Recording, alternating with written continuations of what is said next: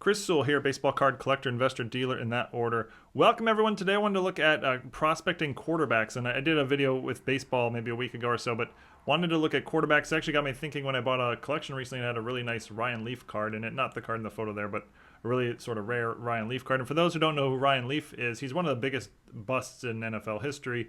Got me remembering the 1998 draft, which was a really exciting draft because it had two, absolute can't miss prospect quarterbacks who were supposed to be franchise quarterbacks for the next 10 plus years in Peyton Manning and Ryan Leaf, and they of course went 1 and 2 overall. There was no question about that. There was some debate about who was going to go 1, but ultimately Peyton Manning went 1 to the Colts and Ryan Leaf went 2 to the Chargers, and their careers took completely went in opposite directions. Peyton Manning, of course, an all-time great at the top of all the all-time leaderboards, won 2 Super Bowls, and Ryan Leaf was a complete bust. He was basically out of the league just a couple of years later.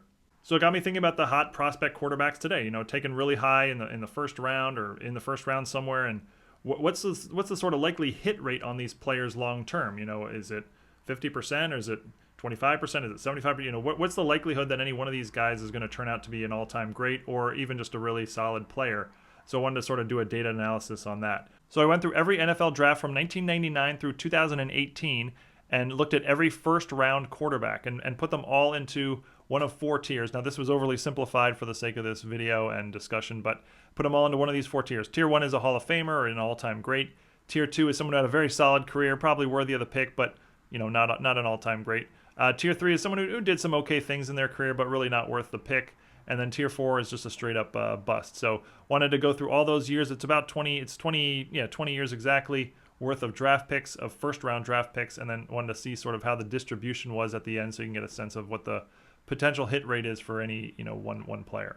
All right, so going to run through year by year. Going to go pretty fast here and then look at the distribution towards the end. 1999 had 5 quarterbacks taken in the first round. Donovan McNabb, the most notable name there. 2000 only had 1. Chad Pennington. Tom Brady was in this draft, but he went in the 6th round. 2001 had 1 quarterback. Michael Vick taken number 1 overall in the first round. Drew Brees was in this draft as well, but he was taken in the 2nd round. 2002 had 3 quarterbacks taken in the first round, basically all busts. 2003 had 4. Carson Palmer, the most notable name, went number 1 overall. 2004 was a fantastic draft for quarterbacks, 4 taken in the first round, 3 of which went on to have great careers in Manning, Rivers, and Roethlisberger. 2005 saw 3 quarterbacks, including Aaron Rodgers. 2006 also had 3 quarterbacks, Jay Cutler being having the most relevant career of the 3. 2007 had 2 quarterbacks, both of which were basically busts, including number 1 overall, Jamarcus Russell. 2008 also 2 quarterbacks, both of which went on to have pretty solid careers in Matt Ryan and Joe Flacco. 2009 had 3 quarterbacks in the first round, including Matt Stafford, number 1 overall. 2010 had Sam Bradford and Tim Tebow, both basically not accomplishing a whole lot in their NFL career. 2011 had 4 quarterbacks, Cam Newton having the most notable career of the 4. 2012 saw 4 quarterbacks as well, including Andrew Luck. Russell Wilson was in this 2012 draft, but was taken in the 2nd round. 2013 saw only 1 quarterback taken in the first round in E.J. Manuel. 2014 had 3 quarterbacks taken in the first round. 2015 had quarterbacks go 1 and 2 overall in Jameis Winston and Marcus Mariota. 2016 also had quarterbacks go 1 and 2 overall in Goff and Wentz, Paxton Lynch also later in the round. 2017 had Mitch Trubisky, Patrick Mahomes, and Deshaun Watson. And 2018 saw 5 quarterbacks go in the first round, including major stars today, Josh Allen and Lamar Jackson.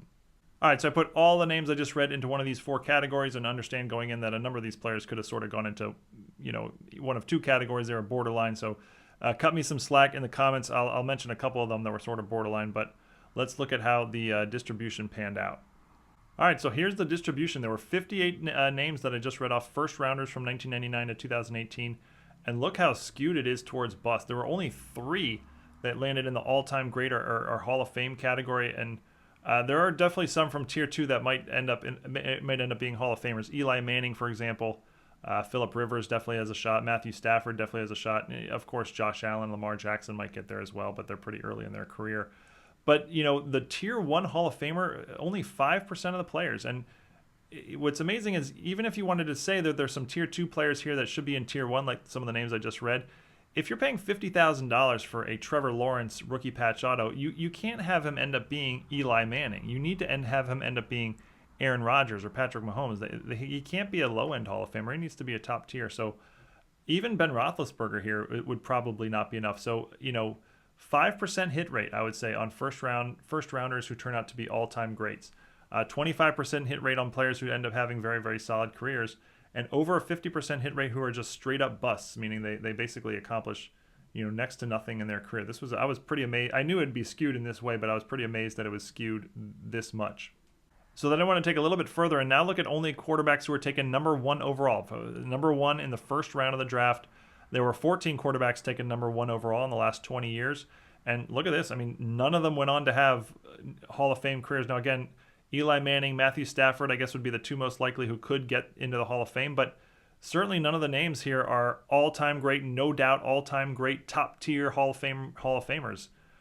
Basically a 0% hit rate on number 1 overall draft picks.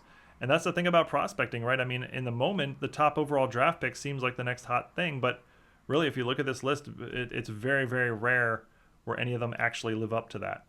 But if we go back to the total list where we have a better sample size, 58 quarterbacks here. I mean, more than half of them are straight up busts. That means more than half of the draft picks are essentially commons. Their cards are commons a few years later, in the common bin. Even in tier 3, a lot of those players would be in the common bin. The rookie cards would be in the common bin, just a few years after their draft.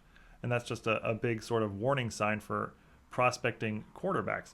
Here are the 10 quarterbacks who were taken in the first round of the NFL draft over the last 3 seasons, 2020, 2021, and 2022. Joe Burrow and Trevor Lawrence were number 1 overall picks. All 10 of these players have cards values today that are priced as if they're going to end up being all-time greats. And that's sort of the main point of this video. When a quarterback prospect hits the market and they're priced right out of the gate as if they're going to be all-time great, what are the odds that they can live up to that? Now, any one of these, again, what I'm talking about is long-term. So any one of these players could have a great season. Their card values could go up or down in the short term. But again, I'm talking in the long term, who's going to pan out here? Now, it's 10 players, so a 10-player sample size, anything can happen. But if you go by the statistics that we just looked at, how many of these players are going to become all-time greats? Well, the answer is 0 or 1. Statistically, it's going to be 0 or 1 of these players will be all-time greats. Another 2 to 3 will have solid careers, and at least 5 of them will be complete busts. So 5 of these players are going to basically be common cards, 3, 4, 5 years from now. Pretty sort of incredible to think of. Again, that's sort of like the statistics behind it. It might not pan out that way, but that's sort of the most likely result long term with these 10 players.